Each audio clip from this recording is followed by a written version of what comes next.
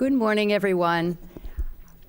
I'm Hélène Langevin. I'm the director of the Osher Center for Integrative Medicine. And it's my distinct pleasure today to welcome our colleagues from Boston Medical Center to present at the Integrative Medicine Grand Rounds. One of the important goals of Integrative Medicine Grand Rounds is to bring together the rich community of integrative medicine throughout the Boston area. So we're particularly delighted to welcome our colleagues from Boston Medical Center this morning. Our presenters are going to be Dr. Katherine Barnett, who's the Director of Integrative Medicine Clinical Services at Boston Medical Center, Dr. Kavitha Gazula, who's Assistant Clinical Professor of Family Medicine, also at Boston Medical Center, and Paula Gardiner, Dr. Paula Gardiner, who's Assistant Director of the Program for Integrative Medicine and Healthcare Disparities at Boston Medical Center. So welcome. Dr. Barnett's going to start. So good morning. I see a lot of familiar faces and some new faces. I'm Dr. Katherine Barnett, and we are just so honored to be here today, and also so happy to be in continued collaboration with you all. So today we actually have the distinct pleasure of having Ramona Farley with us as well, who is a patient who has gone through our program, Integrative Medicine Group Visit Program, which I will discuss, and then we'll have an opportunity to really talk about what brought Ramona to our Integrative Medicine Group visits, and give her really an opportunity to tell her story, which we think is at the core of all of the care that we give. And finally, we'll hear a little bit more about PCORI model and the research that we're doing around this. So we already heard all of our names. So just a little bit of background. So who here has been to Boston Medical Center? All right, good. So I'm seeing the majority. So it's just about 2 miles down the road, maybe a little bit less. We have really formed in collaboration with Boston City Hospital. So actually, most people still from the old days know it as Boston City, and it's about 500-bed hospital. And as you all know, it's the largest safety net hospital in New England. And what does that mean? It means that 70% or greater of our patients really come from what we consider underserved population. So it means more low-income families, elders, people with disabilities. It says 30% of people do not speak English as their first language. I will tell you in my decade plus of being there and serving on the front lines of care there that it's far more than 30%. Most of our patients, or many of our patients, require interpreters and not Spanish, a small dialect of Croatian. And so it's never a boring place to be. And it's also really, at a place where we most see a distinct need for novel approaches to care. So our program, so Dr. Robert Saper, who is here, and Dr. Paula Gardiner really worked on establishing our integrative medicine programs called Integrative Medicine and Healthcare Disparities. You can see our little logo, which is fashioned after these earrings, by the way.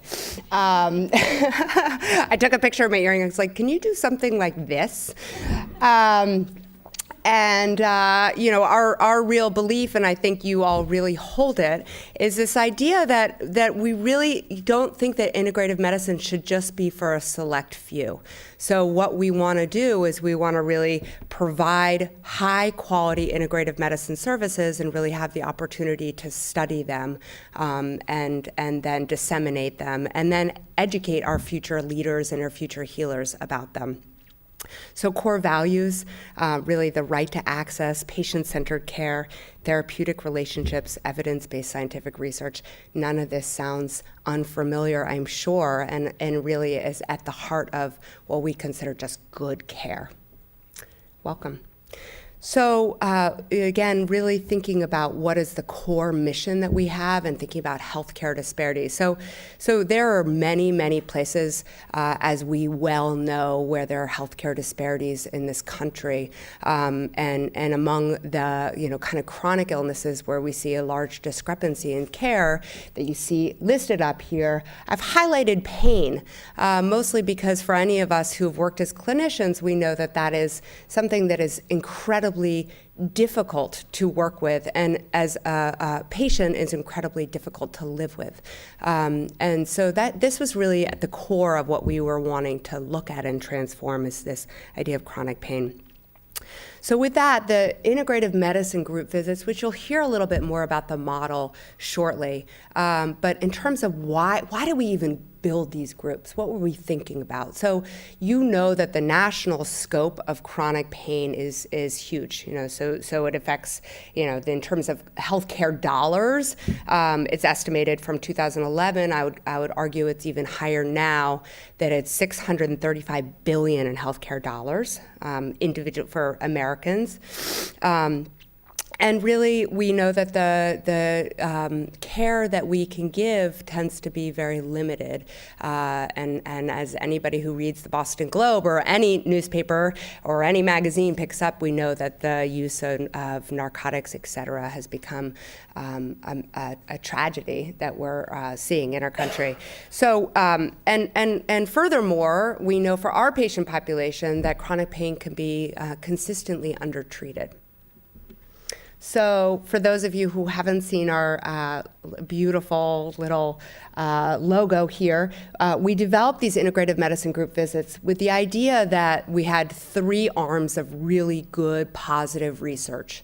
So we know that group medical visits. So has anybody here run a group medical visit or been part of a group medical visit?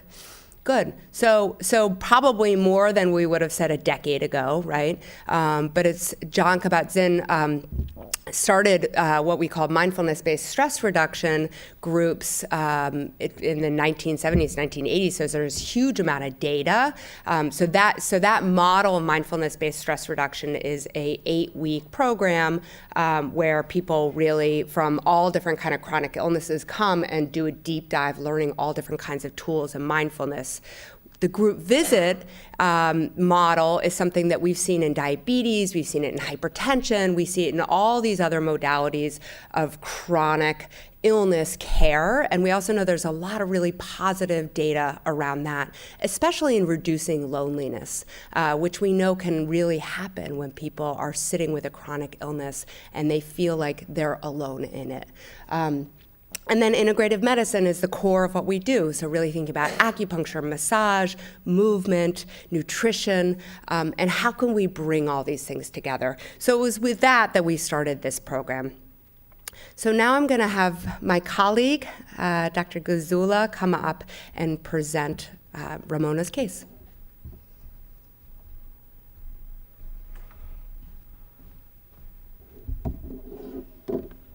Good morning again.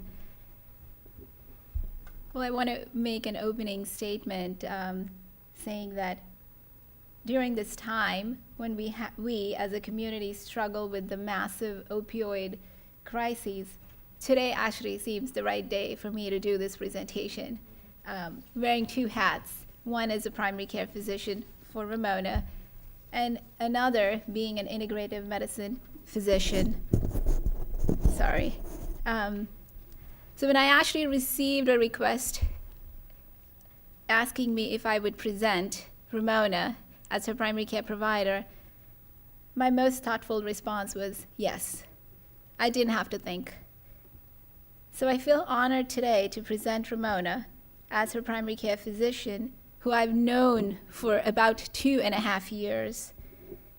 I still remember the first office visit, Ramona sitting in the exam room, and I walk in, and the first question, or rather the first statement that she tells me, very truthfully, with a pleasant smile on her face, she tells me, my medical history is very complicated. I want to meet you and make sure you are willing to be my primary care provider. I had no clue what I was getting into at that point. Of course, without much thought, my response then was, yes, sure. Soon, I came to realize how chronic pain had impacted Ramona, not just physically, but emotionally, her life and her children. I learned about her diagnoses of having lupus, causing her transient paralysis and significant weakness to the point that she was wheelchair-bound. The numerous medications that she had taken even before I became her primary, and significant amount of side effects. Along with this, there was another diagnosis, fibromyalgia. Chronic pain had become part of her life every single day, starting from a young age of 29. And of course, I want to go back to the header, the first slide that we had, which said a 40-year-old. Ramona just reminded me this morning that she's not really 40 yet. She is 38. Prednisone, just like chronic pain, had become a daily medication, and so did its side effects. Pain was present in all forms, as you can see up there in the timeline, from migraines to stiff joints, including fractures from osteoporosis, rectal bleeding because of side effects of medications, immune suppression causing warts. This only meant more medications, more side effects, and more weakness, now leading to depression.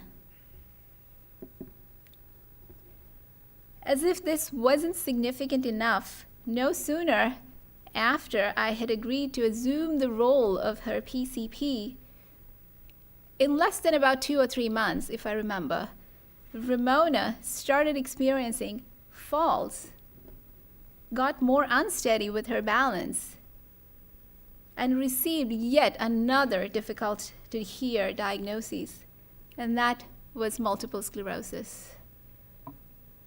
I still remember the day she heard about it, the fear in her eyes while she was undergoing the workup. We still didn't know this was multiple sclerosis. We were hoping it wasn't. We thought this could be a lupus flare. I remember her sitting in the exam room and telling me, I don't want this to be MS. I am afraid. It reminds me of my brother who has MS. And he was really sick and in a coma. Ramona almost brought me down to tears. I found it hard to control my tears. But I had to. I was her primary care physician, and I had to be there for her. So encouraging Ramona as an integrative medicine physician, that's my other hat, to seek integrative medicine services at BMC wasn't really a hard task for me at that time. I was a medical acupuncturist. I performed acupuncture during my office visits. And I knew that it was beneficial for chronic pain. But Ramona's fear of worsening pain was even a more difficult task for me to overcome. And now it was pain with depression. And the first thing that went through my mind, another medication for depression? That was not something Ramona wanted to hear from me. And this was also just around the time we were piloting, I remember, the Integrative Medicine Group visits. We had received a generous grant. We were going to do an 8-week MBSR group. I remember meeting with Rob, Katherine, and Paula, my colleagues. And this was around the time it struck me Ramona could benefit from this. So I offered to treat her with acupuncture treatments during our office visits, while she agreed to participate in the 8-week MBSR Integrative Medicine Group visits. I want to say this was a turning point for Ramona. It has been a long road. She has since been an active participant in our Integrative Medicine Group visits.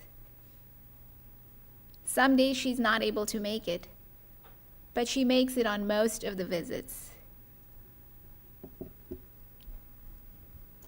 I want to say while she's not completely pain-free every single day, she has significantly improved her functional abilities. I've seen her days coming in on her wheelchair, other days walking with a cane, and yet other days just walking independently.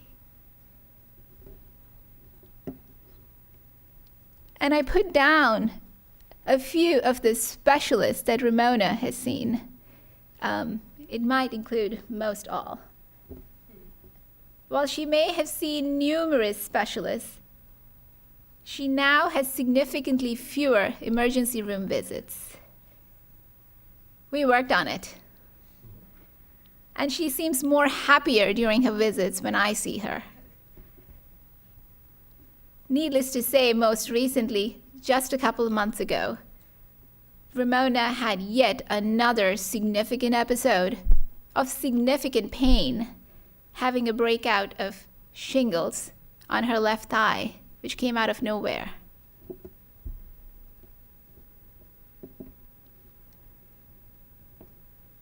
I highlighted some of the social history points for Ramona, and my next slide will also have some more points.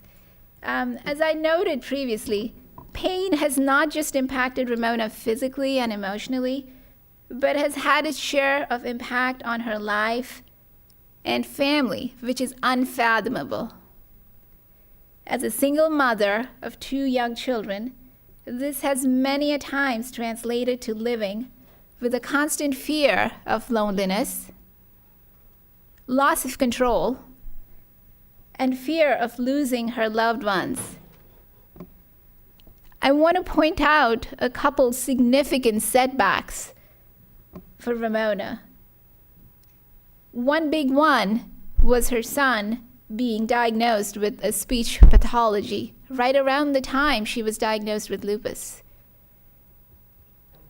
Then came ADHD, depression, anxiety,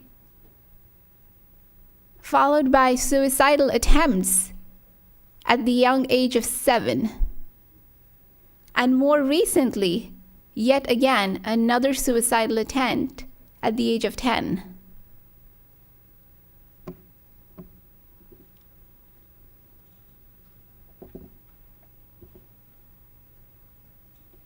This next slide highlights, actually this is mostly what I highlighted just now. I'm going to move on to the next slide because I think this is really important to see. This really highlights the numerous medications that have been prescribed to Ramona over the last 10 years. Knowing that she's seen multiple specialists, she's had numerous ER visits, and she has changed primaries too during that time. Most all of her past medications, if you look closely, are medications for pain, with some in there as antidepressants and a few anti-anxiety medications. As her primary care physician for the last 2.5 years, I just don't recall initiating most any of those past medications. But I will tell you that I do recall every single medication on that list that I discontinued. This was big for Ramona, to not be on so many medications every single day of her life. Her current medications Some of them actually are more as needed. Very few of them Ramona takes on a daily basis. This only tells me how complex of a symptom chronic pain is, and why it makes more sense to have a more integrative approach to address such a multifaceted symptom.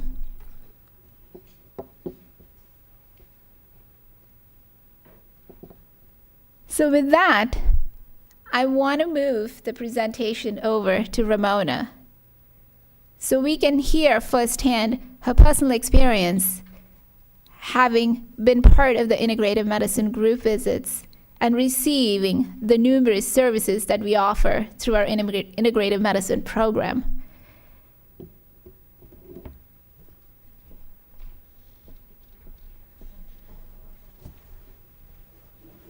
I just walked without my cane in the bag. Good morning. I feel honored to be here and honored to be asked to present this morning, and also to share part of my life with you. So, why I chose to participate in the groups. First of all, to be told at an early age that you'll be taking medicine for the rest of your life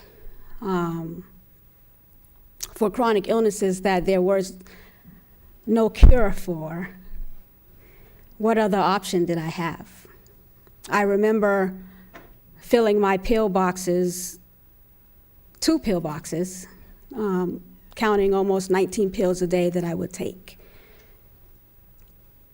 That alone was depressing and debilitating. I feel that the group being asked to participate was almost a blessing for me. Back in 2005, I had an ear infection. And usually when you're an adult, I don't recall you have many ear infections as an adult. I had went to the doctors and they had put me on, I think it was Augmentin at that time. And the ear infection did not subside based on that, the use of that medication. I continued going to the doctor because I started having numbness and tingling and almost a paranormal experience of being able to put my hand under hot steaming water and saying, this is cool, because my hands were so numb without feeling. I went from ER to ER, Brigham and Women's, Beth Israel, Boston Medical, New England Medical. It kept being deemed psychosomatic, but I knew in my body and what I was feeling, this was true pain, true lack of feeling, desensitization in my hands and in my feet. But they were saying, no, psychosomatic. I finally ended up going to New England Medical at that time, and I remember the doctor, Dr. David Thaler, was a neurologist at that time, and he did some workup, and finally I ended up with Dr. Elena Maserati, who was a rheumatologist. She did workup. On February 14th, 2006, I was diagnosed with lupus. At that particular time in my life, it was a hard time. I was going through a divorce. A couple months after, I found my grandmother dead. And so it felt like my life had been, falling down.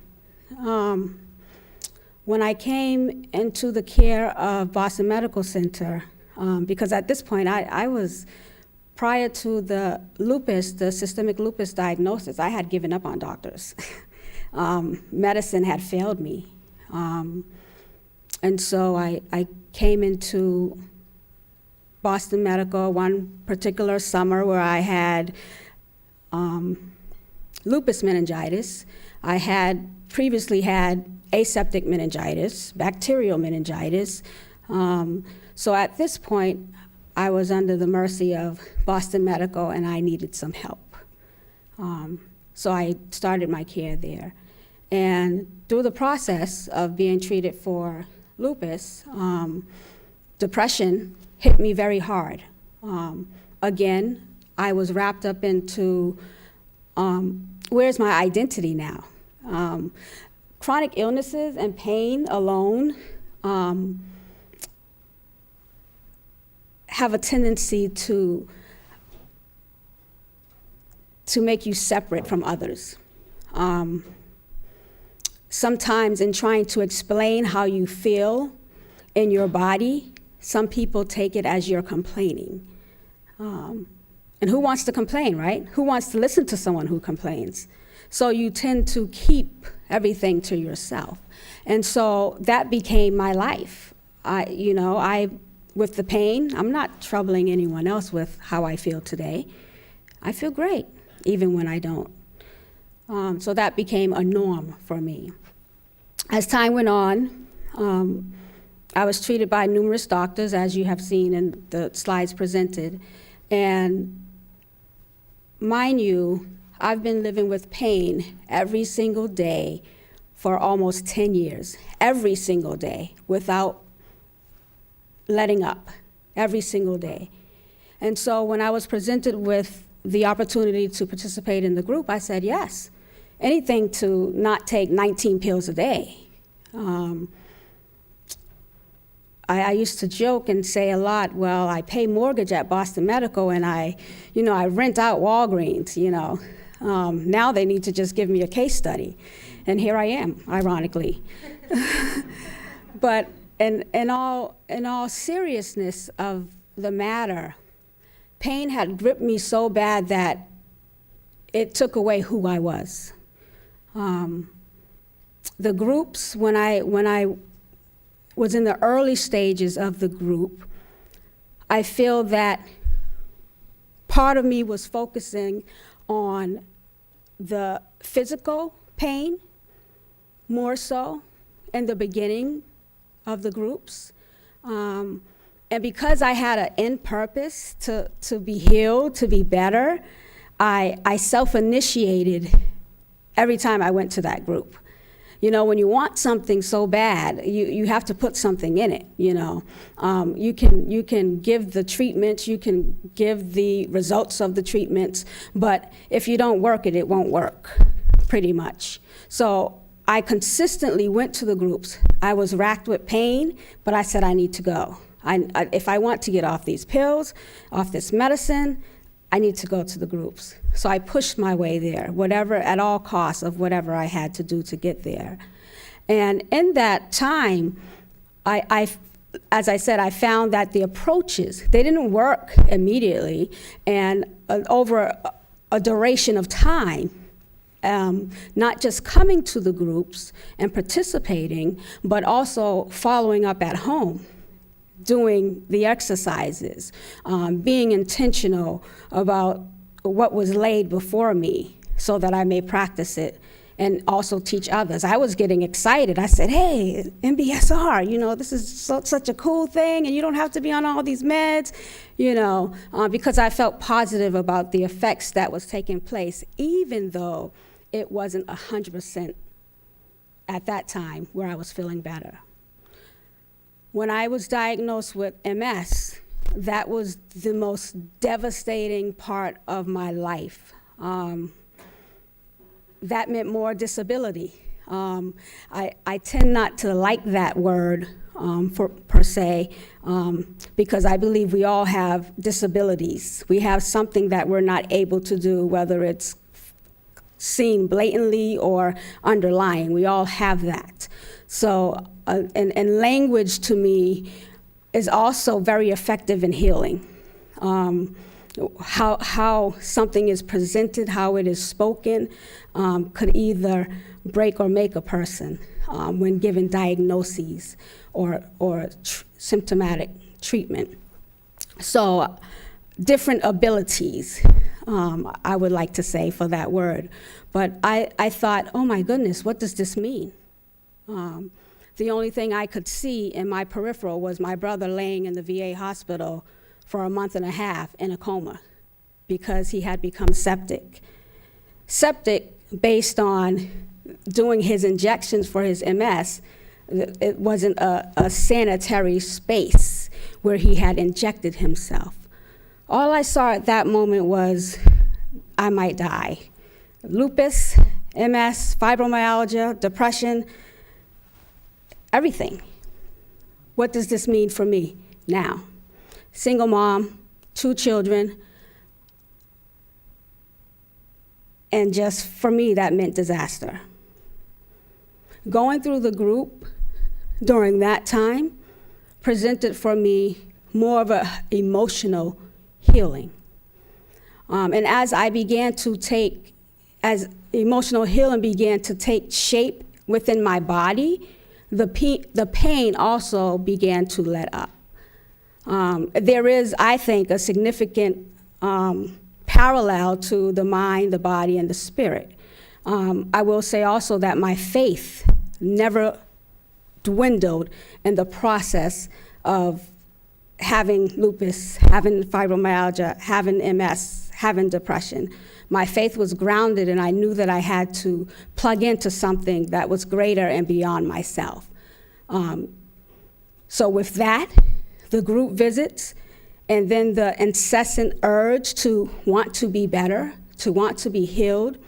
My prior life before pain was, I thought, somewhat established with success and going places. And so being racked with these illnesses caused me to think otherwise. It caused me even to think less of who I was. As Dr. Kavitha had said earlier, it took away who I was. But I have since reclaimed that, and pain has no longer been, within the last 3 months, I can truly honestly say that it has significantly dwindled. Someone told me the other day, oh, your smile is back. Your smile is back. I was sharing with Dr. Gazula that I had three offers in September. I'm also a licensed certified massage therapist. And why wouldn't I use that on myself? I don't know. But I had 3 offers, 3 contracts. And something about that put a new pep in my step that, yes, I'm valid again. You know, there's reason and there's purpose. And so I'm truly grateful for the integrative medicine groups. My son, who has had 2 suicide attempts, initially I had introduced to both of my children, let's do this, let's do some mindfulness, let's do some meditation. And they looked at me like I was crazy. My daughter's 13 now, my son is 11. And at that time they were, 10 and maybe 12 or something like that. And lo and behold, my son does mindfulness therapy right now. When he sees his social worker at school, he's enthusiastic about going to her to practice that. Needless to say, he didn't take my advice, but her introduction. It always comes better when it's not from the parent. But the fact that he's utilizing it and finding coping mechanisms to deal with even his anxiety and depression and ways of healing. So I will say that I really have benefited from this. I thank, Katherine, Paula, Kavitha, for being a supportive. The thing I find most useful also in realms of healing is when the patient is just not a symptomatic portrait, but a person. And I think bringing that into holistic care of treatment also adds value to how our medical system works and prunes, for better service and better care for patients. So I not only speak on behalf of myself as someone who's coming through, but hopefully for others who, you may see in your practices that are in such pain, because pain is not just physical. When it gets mentally, when it gets emotional, there are other things that get wrapped up. So I hope I have shared enough to you. Thank you.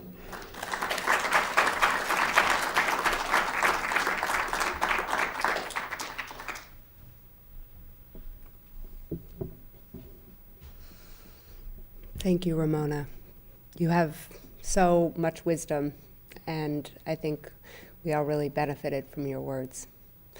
So I'm going to just speak briefly because I really want there to be time for a discussion and questions.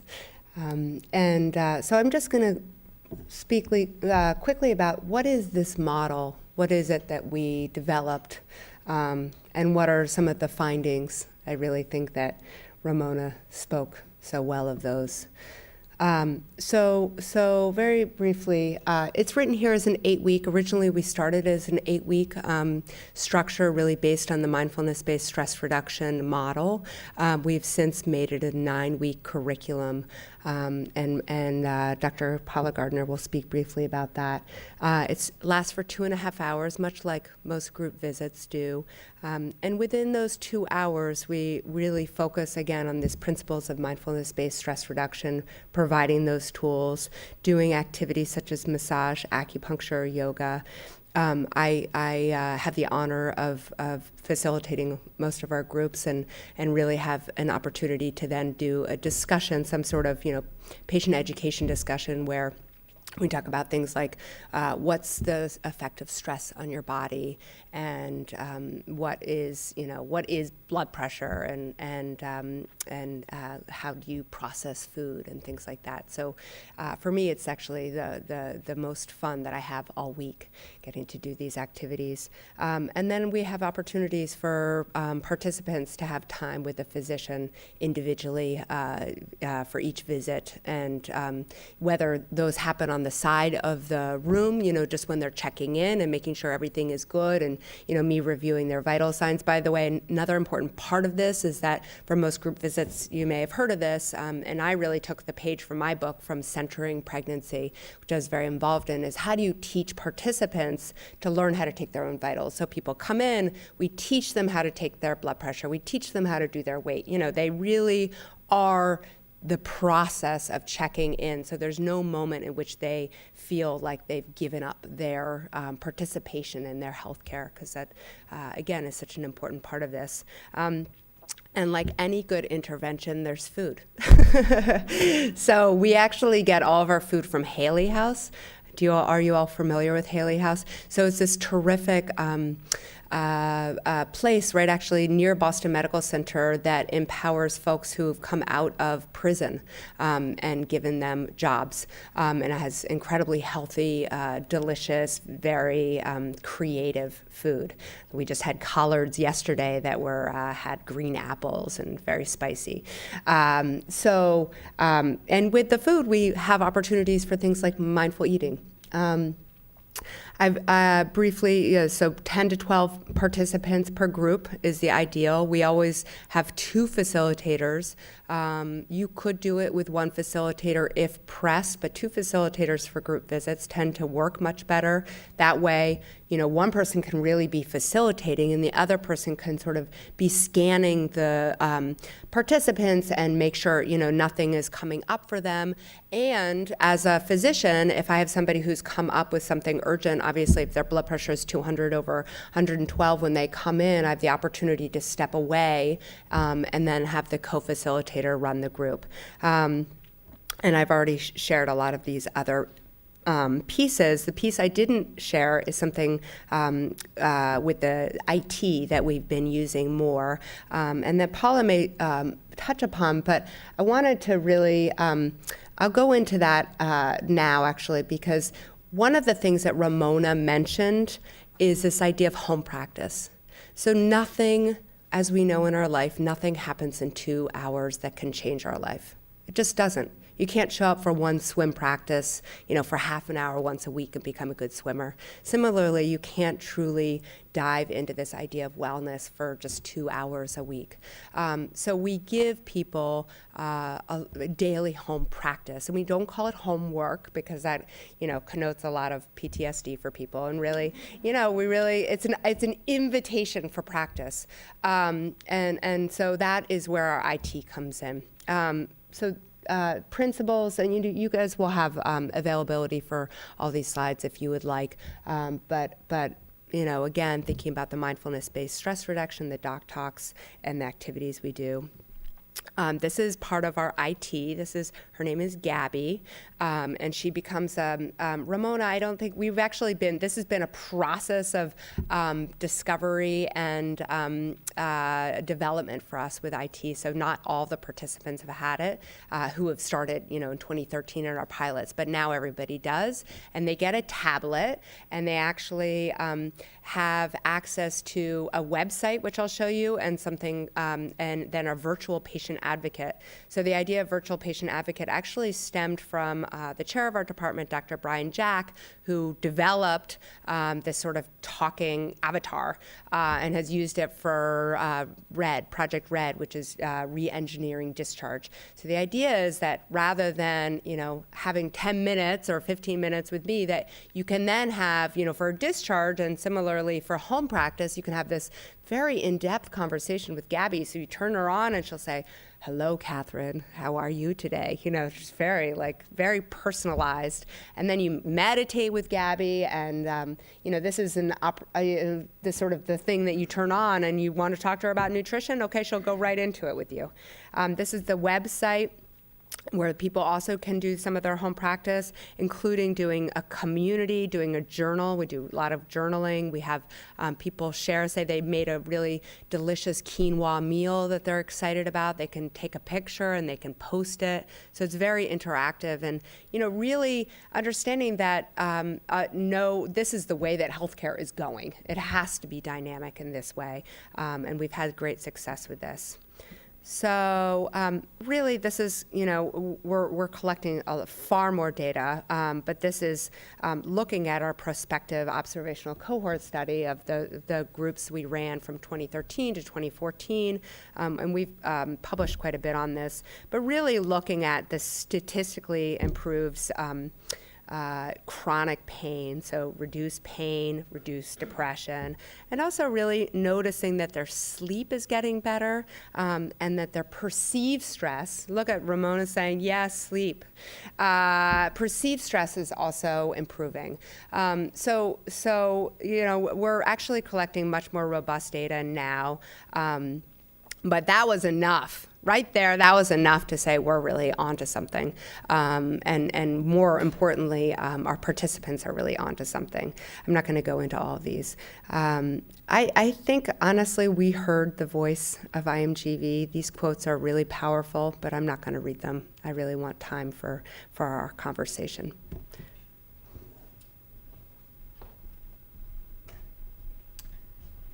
Hi, everybody. I just have just a few brief comments, which was that, so I'm just going to talk a little bit about the PCORI, but the other thing is to think about how we can engage with our patients when moving from the therapeutic alliance into having our patients inform us around research. And so Ramona is on our PCORI patient advisory board, so thank you for that. And her presence there means that she comes every month to a meeting. So everything that we've designed for the PCORI website has been vetted through this lens of the patient advisory board. And what they say, their feedback, gets fed back into our curriculum, which is incredibly important. So we're very lucky to have a PCORI right now, which is a randomized controlled trial. It's happening in 3 sites. It's happening at the Codman Community Health Center, the Dorchester Community Health Center, and at Boston Medical Center. And last year, we finished doing 6 pilot groups. And the way we do this is we run a pilot group, we do mid-evaluation feedback, end of evaluation feedback, and then the patient advisory group also gives us feedback on the curriculum. And then all of that feedback gets embedded into the curriculum and the curriculum changes. So Katherine and I can attest that the curriculum we started with is completely different from the curriculum we have today, thanks to our patients. We have also do focus groups because that's another really important way of getting feedback. And the way the patient advisory groups is that they're really mimicking the group visits. So everyone on our patient advisory group has been a participant in IMGV. So the patient advisory groups do the same thing. We start each class with meditation, we have food, and we really have them actively participate in the groups. And they've had a huge influence on the Our Whole Life website and what kinds of techniques we need for the Our Whole Life's website, and Gabby. So Ramona has spent a lot of time with Gabby. And we just want to talk, Ramona, if you can just take maybe 1 or 2 minutes, just talk about how has their experience on the patient advisory board been? Should we all sit in front, do you think? It should be great. And yeah. If you have the mic, so it's being recorded.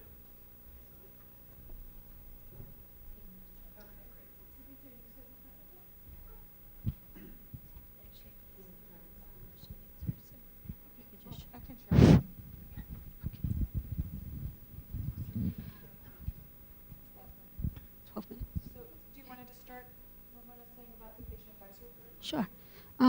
I find the patient advisory group very, it's a vital asset for 2 reasons. First, it allows the patients who were in the group to be able to feel empowered, since we know that pain knocks you off of that, and to regain a voice that what I went through may help someone else. The second part is that the information gleaned from those who participate is viable to bring in change. I think that's very important. Another thing I do, I push my way there for that hour because I think it matters. It's important. So I make sure I have some childcare and I push my way to that meeting. If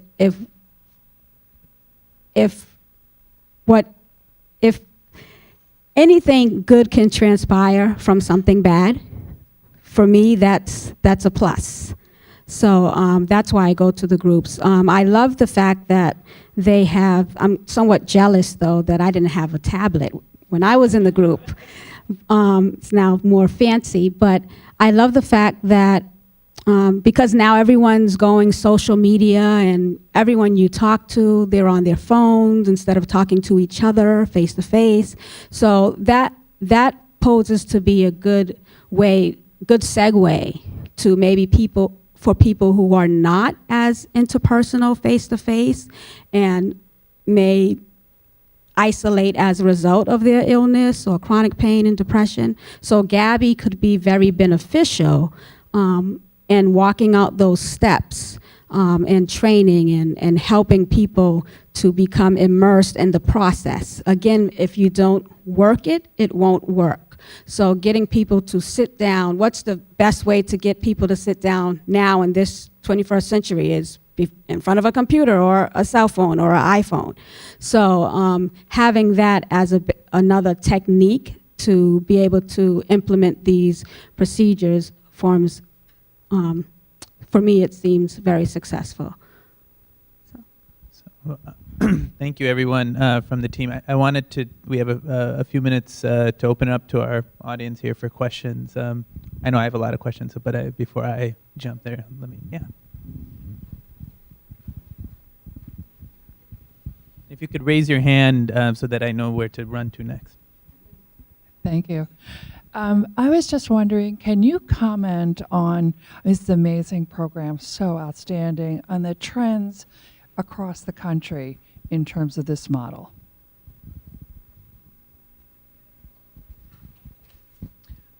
Hi, how are you doing? So basically, we just submitted, this Friday, we're submitting an R34, which is asking the NIH for funding around developing a training model and dissemination model. So if we were to go to California or Texas or Nashville, how would we train people? How would we implement them? The 2 sites for our R34 are through the BraveNet. I'm not sure if everybody knows BraveNet. BraveNet is a practice-based research center community for integrative medicine centers. So we're going through BraveNet to implement the IMGV around the country, and our first 2 sites are going to be Vanderbilt and Northwestern. We have calls all the time from our colleagues saying, you know, they would love to implement the IMGV, and we're in the process of trying to figure out how to do that.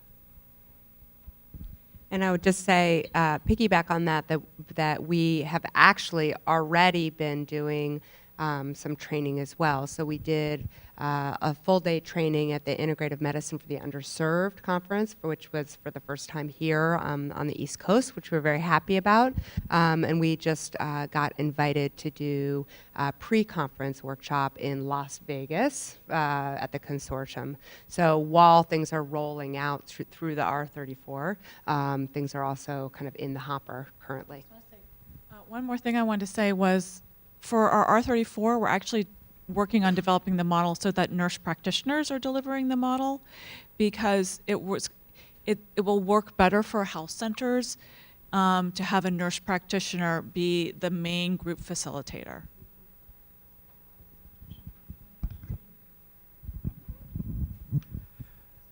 Thank you so much, all of you, and Ramona especially. It was so articulate and wonderful to hear your story. I was wondering, as a part of the advisory group, what did you suggest from the patient's perspective, what changes should be made to the curriculum? Well, most recently, I believe, while we were getting ready to work on the next grant writing, I suggested that the portal be interactive. I believe strongly that a patient's care should not be 100% given over to the doctor. No bias in any way, but a patient knows their body, correct? They live with their own, they live in their own skin every single day. So I believe that patients should be proactive. I think when information is given out by the doctor, it's up to the patient to work with the doctor to also educate themselves and to be involved. So I suggested that there should be an interactive mechanism where the patient can write down the medicines they're on. They can keep a tab on, oh, I'm taking this, especially with the high rates of misuse of opioids. How are we monitoring this? And then how are we monitoring that with the level of pain that these patients have? So designing the portal so that that interaction is made so that we're not waiting 2 months down the line for when I go back to see my doctor, and I forgot what happened last month, but it's already noted in your journal. The second thing was a community forum, Facebook, like this, like that. If people are already isolated in their forms of pain, what's another way to bring them out of that? Creating a community forum so that persons can engage who have similar maybe symptoms or are just having a crappy day to be able to relate to that. Again, I said that when you have chronic illnesses and pain, no one wants to hear you complain. And it's not that you're complaining, you're just trying to get someone to understand, my body hurts. So that was another suggestion. And I think we were talking about changing the format of, I think, illusory, images can also change people's mind and well-being. So I suggested that the imagery on the app should be attuned so that there's color. I no longer wear dark colors a lot. I wear bright colors because it sets my aura for how my day will go. And so imagery, I think, is very important on how we gauge our thought and our visual perspective. So I also suggested that as well. I actually think we should do some data collection on color wearing pre and post group, because I've actually heard that from a number of patients now who say they gave away all their black. It's interesting. I was just wondering about the MBSR component of the group. Are the facilitators trained in MBSR, and is the practice that patients are doing at home 40 minutes, 45 minutes? Is that generally what happens? Yeah, that's a great question. Yes, our co-facilitators are trained in MBSR, and I've actually, as a facilitator, have been trained in MBSR. And we use the practices such as body scan, the walking meditation, et cetera, that John Kabat-Zinn developed. But because we know that our participants may not have the opportunity to do 40 minutes and et cetera. So we really make it a incremental opportunity. So the recordings that we have, we originally just really were kind of strict about it, doing the longer ones, and then got the feedback from patients that, that doesn't always work for me. And so we're really using the spirit of MBSR without the letter of the law. I'm going to take the prerogative of the final question. Kavitha, maybe you could comment, being Ramona's PCP, how has it been coordinating the care pre versus post group? And maybe you could share one or two statements from providers or specialists in response to the changes that you've seen. Definitely. Coordinating the care between the groups and primary care visits wasn't particularly hard for me, being part of the same team. The other thing to keep in mind was I am Ramona's primary care physician, but I also happen to be one of the integrative medicine physicians in the same group. And if she were to be seeking acupuncture as part of participating in the integrative medicine group visits, she would be seeing me. So I would have a lot of opportunities to touch base with Ramona in between, possibly even on the same day that she had a group visit and she decided to see me. So that was fairly easy on our end. For other primary care physicians, I think we have a number of patients who have primary care providers outside of family medicine as well. The electronic records, I think, help a whole lot in terms of keeping them in the loop. There are times, actually, I want to say, Katherine, about Ramona, Katherine saw Ramona one of her visits, and Ramona's blood pressure was elevated. She wasn't on any medication, and sent me a note. I just saw Katherine in the groups. Her blood pressure was elevated. Do you want to do something about it? Or maybe you know that you don't want to do anything about it. And that was a good thing.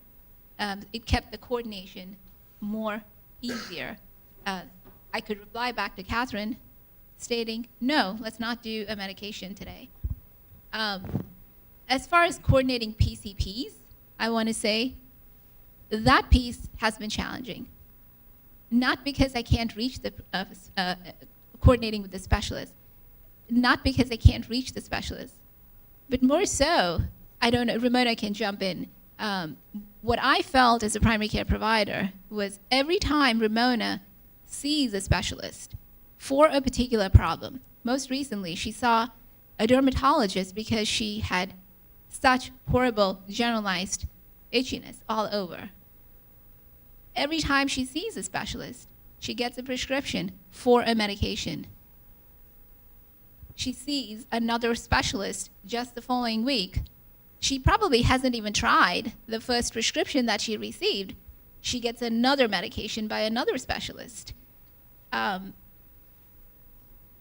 I sit down with Ramona during her visits, not checking in as to what's going on with all of the specialists. Most often, including the most recent visit, we just sit down and talk about her progress with pain management. How can we work on this medication list? We actually, even recently, removed at least 2 medications off of her list. So I would say the key thing is Ramona participates in her own care, and that's what I would suggest for most primary care providers, is empowering your patients to participate. I do see a lot of patients who are not my primary care patients for acupuncture, but the first thing I tell them, and they're coming to see me because nothing has worked, and they want something that would work for pain. My first response to them is, I will do acupuncture. That's my part of it. That's only 50%. But I want to know what you are going to do for yourself for the pain. That's the other 50% of it. I'm going to actually take that as a perfect segue to think about, actually that's sort of hopefully a fodder for discussion in the next part of our gathering. And I'm going to just turn over to Helen just to wrap up. Well, thank you so much to all of our presenters and our patient.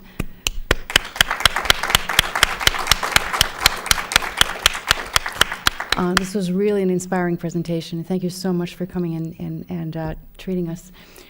We're unfortunately out of time for this part of the event, but there's a coffee hour immediately after this. We very much hope that you can stay here and continue the discussion. If you just turn right out of the auditorium here and in your immediate left, and there's some coffee and refreshments. Also, our next grand rounds is going to be November 3rd, Tuesday, November 3rd, and our presenter is going to be Dr. Eric Leskowitz from Spalding Rehabilitation Network. So we certainly hope to see you here. Thank you very much for coming.